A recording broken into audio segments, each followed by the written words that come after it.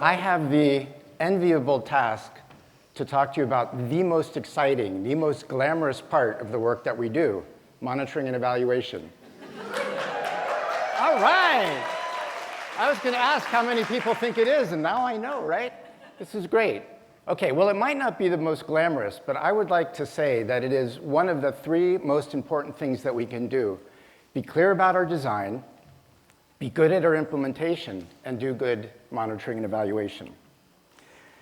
If you had listened to the whole song that was playing when I came in, you would have heard the refrain, I love the ocean, I love the ocean. And I do love the ocean. Some of my fondest memories are of sailing on the blue Atlantic Ocean off the coast of Florida. But some of the scariest, most uncertain times of my life have also been sailing in those same waters. When out of nowhere, a squall blows in with fierce lightning storms, and I'm thinking I'm going to die. I learned that I should never go out sailing, even for a casual sail, without being fully prepared, without listening to the weather reports before I go, without looking at maps, without having my compass or my GPS. If I had those with me, I knew that my journey would go safely and I would make it back to port. So you might ask, what does all of this have to do with good monitoring and evaluation? And I would say absolutely everything. Conservation projects are like sailing. M&E, monitoring and evaluation, is like all the preparedness, all the instruments, all the data and information that you need for a safe journey. So let's look at what makes for effective monitoring and evaluation. These are lessons that I've learned over many years of work, and they are my opinion. Can we get the next slide? Okay, so I'm going to talk about the do's and don'ts of monitoring and evaluation. The first do is be very clear about what you're trying to achieve, that outcome.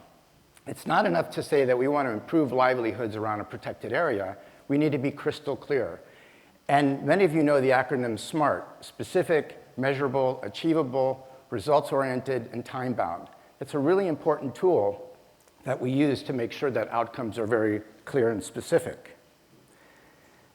The next thing I want to talk about is understanding context and systems. This is your problem analysis, all the systems thinking that you need to do and understand your system before you actually start doing your work. I can guarantee you, if you don't take the time to do this properly, you're definitely going to run up on the rocks. The next thing, theories of change. Theories of change, and you're going to hear me talk about theories of change a lot in this presentation, but theories of change connect your interventions to short-term results along the way to the ultimate thing that you want to achieve. They are the most important tool in your adaptive management toolbox. The next is think in questions and measure only what matters. Good monitoring and evaluation is not about just coming up with a whole bunch of indicators, a laundry list of indicators, then collecting a whole bunch of data, then doing a whole bunch of analysis, and then trying to figure out why the heck you did that beforehand. What drives good M&E is clarity of the management questions that you need to answer to make sure that you're on track. You need to articulate the assumptions in your theory of change, and you need to figure out what are the goals and objectives that you need to examine as you move through your project. So thinking in questions is really important.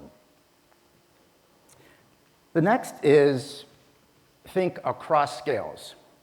I hear a lot, we're achieving conservation at scale, or we want to achieve conservation at scale. And yet, achieving conservation at a specific scale rarely entails an intervention at that same scale. Most often, it's about a whole bunch of small things that we're doing that are going to add up to something much greater than the sum of the parts at the end of the day. Say that you're working in the Paso de la Danta biological corridor in Costa Rica, and you have a pilot project in 3 of the 50 communities that live around that corridor. How are you going to get from 3 communities to 50 communities? I can guarantee you that if your scaling strategy is hoping for a miracle, it's not going to happen. You need to be very clear about how you're going to get from those 3 to the 50. The last 2, think and work collectively, and listen, observe, and include, these seem to be the most obvious, and yet they also seem to be the thing that we find hardest as we do our work.